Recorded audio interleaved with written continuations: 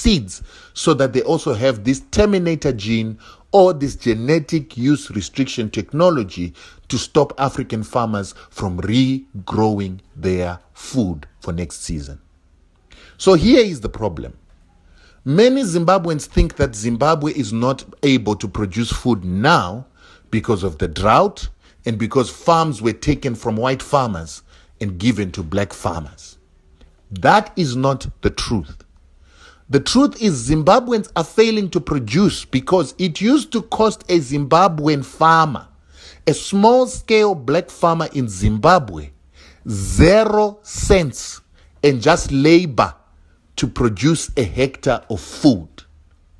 But today, these Zimbabwean farmers were persuaded by companies like Seedco to get rid of their traditional seeds that used to be able to reproduce, and they were given these hybrids that do not reproduce or that continue to have reducing reproduction until they stop reproducing. Now the Zimbabwean farmer doesn't have that seed that can reproduce, so every season the Zimbabwean farmer must go and buy new seeds. And these hybrids do not just grow, but they need fertilizers and chemicals to make them grow. So the Zimbabwean farmer must buy new seeds every season, fertilizer and pesticides to protect these hybrids. So now to produce a hectare in a village costs a farmer nothing less than $250 to buy the seeds together with the fertilizer for him to grow the food. This is a problem that is causing Zimbabwe to lose its food self-sufficiency. And the problem is that all the PhD graduates, master's degree graduates, and graduates that are teaching our people how to farm in Zimbabwe come from an education system created by the very same organizations in America that are selling these hybrid seeds and chemicals. So that's why we are in a cycle where we continue to produce food unsustainably in Zimbabwe, listening to graduates.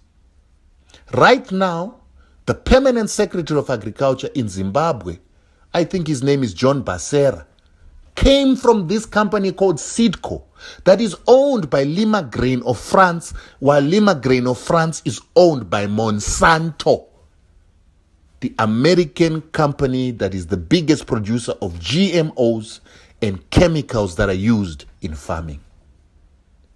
These very same organizations work with an institution in which Strive Masiyiwa was the chairman that is called AGRA, that belongs to the Rockefeller Foundation together with Bill and Melinda Gates Foundation to control food in the world and to ensure that Africa comes into food colonialism.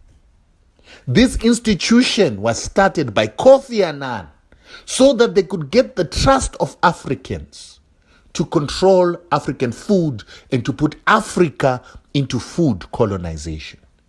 The main reason I speak against Strive Masiyiwa is because he is bringing food colonialism to Africa through these GMOs, hybrids, and all this that they call agricultural technology of chemicals that destroys our soils and destroys Africa's ability to reproduce food. These are the things that we are supposed to start talking about when we are talking about emancipation of Africa and economic emancipation of Africans. There is no independence in Africa if your food is controlled by the Americans, the Swiss, and the Germans. Pass this message to every African. Make them understand that it is important to maintain traditional seeds.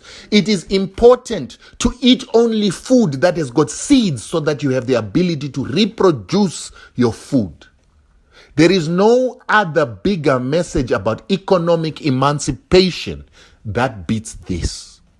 And that is why our organizations, Zimbabwe Unite Against U.S. War Sanctions, or ZWAUS, is working to preserve, traditional seeds and working to promote non-GMO food so that we can begin to grow our non-GMO farmers, organic farmers, and destroy GMO farmers. Do not take advice from Europeans, from white people on this issue of food because they want you to remain colonized by their foods.